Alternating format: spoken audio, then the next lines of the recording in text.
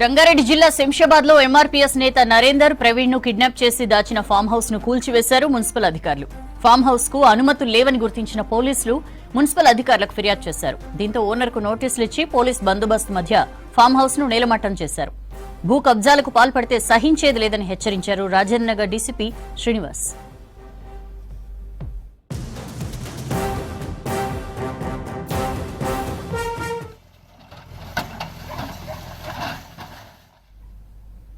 రంగారెడ్డి జిల్లా శంషాబాద్ లో ఎంఆర్పీఎస్ నేత నరేందర్ ప్రవీణ్ ను కిడ్నాప్ చేసి దాచిన ఫామ్ హౌస్ ను కూల్చివేశారు మున్సిపల్ అధికారులు.